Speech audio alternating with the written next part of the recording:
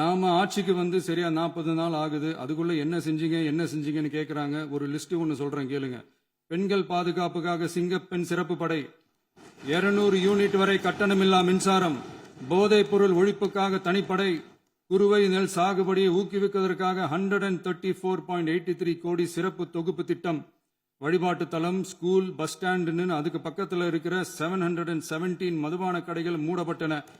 அங்க வேலையில் இருந்தவர்களுக்கு வேறு கடைகளில் வேலை, கவனிக்கப்படாமல் விடப்பட்ட அம்மா உணவகங்கள் புதுப்பிக்கப்பட்டன.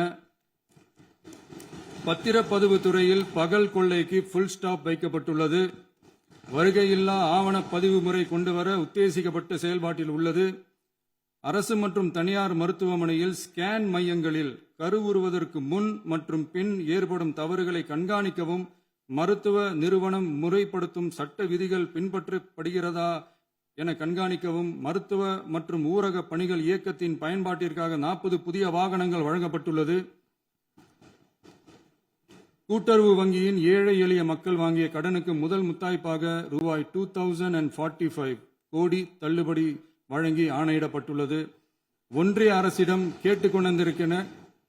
கேட்டுக்கொண்டதற்கிணங்க கடந்த 2 வருடமாக நிறுத்தி வைக்கப்பட்ட இருந்த ஜல் ஜீவன் மிஷன் திட்டம் புதுப்பிக்கப்பட்டு ஜல் ஜீவன் மிஷன் திட்டம் 2.0 நடைமுறைக்கு கொண்டு வரப்பட்டுள்ளது. 18,500 கோடி அளவில் உறுதியளிக்கப்பட்ட காஞ்சிபுரம் மாவட்டத்தில் மைய விரிவாக்க திட்டம், கோயம்புத்தூரில் மின்னணு பொருட்கள் மற்றும் மின்னணு அமைப்புகள் உற்பத்தி திட்டம் மற்றும் திருவள்ளூர் மாவட்டத்தில் காட்டுப்பள்ளி LNT கப்பல் கட்டும் தளம் விரிவாக்க திட்டத்திற்கு ஒப்பந்தங்கள் போடப்பட்டுள்ளன. அனைத்து நிர்வாக நடவடிக்கைகளும் மின்னணு முறையில் மாற்றம் கொண்டு வர நடவடிக்கை எடுக்கப்பட்டு வருகிறது. சட்டவிரோத கல்குவாரி மற்றும் அனுமதியின்றி கனிமங்களை எடுத்துச் செல்வது தடுக்கப்பட்டுள்ளது. பல்வேறு குவாரிகள் சீல் வைக்கப்பட்டுள்ளன.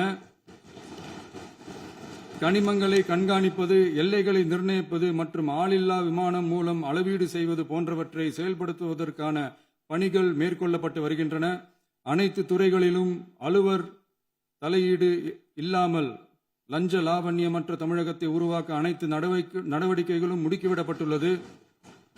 இதெல்லாம் சாம்பிள் தான், இன்னும் இருக்கு. இந்த வெறும் 40 நாளுக்குள்ளேயே இவ்வளவு செஞ்சிருக்கோம்னா இனி வர்ற நாட்கள்ல கொஞ்சம் கொஞ்சமா படிப்படியா ஸ்டெடியா உழைச்சி லஞ்ச லாவண்யம் இல்லாத, ஊழல் இல்லாத, பெண்களுக்கு பாதுகாப்பான, சுதந்திரமான, டிரான்ஸ்பரண்டான தமிழ்நாட்டை நம்ம சொந்தங்களான தமிழக மக்களுக்கு தர்றது தான் நம்மளோட ஒன் அண்ட் ஒன்லி டார்கெட்.